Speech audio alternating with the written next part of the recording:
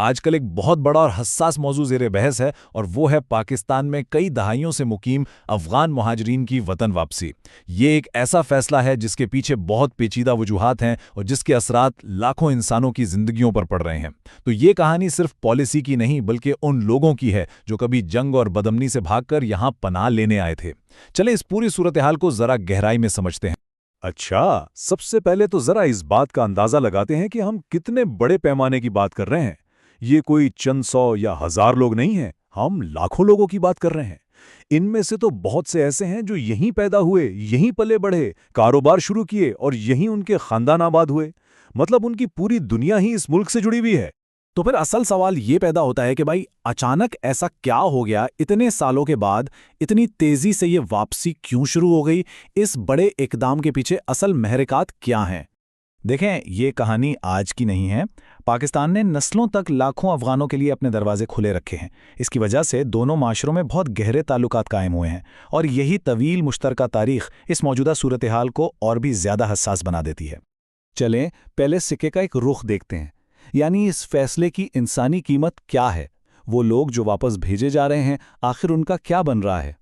ذرا سوچئے، کسی کو ایک ایسی جگہ بھیج دیا جائے جسے اس نے شاید کبھی دیکھا بھی نہ ہو۔ یہ ان ہزاروں نوجوانوں کی حقیقت ہے جو پاکستان میں پیدا ہوئے، یہیں تعلیم حاصل کی۔ جب وہ افغانستان پہنچتے ہیں تو وہاں نہ تو روزگار کے مواقع ہیں، نہ رہنے کو گھر، اور نہ ہی صحت اور تعلیم جیسی بنیادی سہولیات۔ اور اس ساری افراتفری میں سب سے زیادہ مشکل کا سامنا خواتین، بچوں اور بزرگوں کو کرنا پڑتا ہے۔ ٹھیک ہے، یہ تو ہوئی ایک بات۔ اب تصویر کا دوسرا رخ بھی دیکھنا بہت ضروری ہے۔ آخر وہ کیا وجوہات تھیں، وہ کیا دباؤ تھا جس کی وجہ سے پاکستان کو یہ قدم اٹھانا پڑا؟ دیکھیں، یہ بات بھی سمجھنے کی ہے کہ کسی بھی ملک کے لیے اتنے طویل عرصے تک اتنی بڑی آبادی کی میزبانی کرنا کوئی آسان کام نہیں ہوتا۔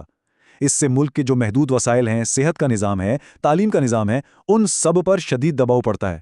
اور اس کے ساتھ ساتھ معاشی مسائل اور قومی سلامتی سے جڑے خدشات بھی اپنی جگہ حقیقت ہیں، جنہیں کوئی بھی حکومت نظر انداز نہیں کر سکتی۔ تو صورتحال کچھ یوں ہے کہ ایک طرف انسانی بحران کا خدشہ ہے اور دوسری طرف ایک ملک کے اپنے جائز خدشات ہیں۔ تو یہاں آ کر یہ بحث ایک بہت اہم موڑ لیتی ہے۔ کیا اس پیچیدہ مسئلے کا حل صرف یہی ہے کہ جلد بازی اور سختی سے کام لیا جائے؟ کیا کوئی اور راستہ، کوئی درمیانی راہ ممکن نہیں ہو سکتی؟ اور جب ہم ان ماہرین سے پوچھتے ہیں جو اس موضوع پر گہری نظر رکھتے ہیں تو ان کا جواب بالکل صاف اور واضح ہے: جی نہیں۔ وہ کہتے ہیں کہ یہ طریقہ مسئلے کو حل کرنے کے بجائے شاید اور بھی بگاڑ دے۔ تو پھر سوال یہ ہے کہ اگر جلد بازی ٹھیک نہیں تو پھر صحیح راستہ کیا ہے؟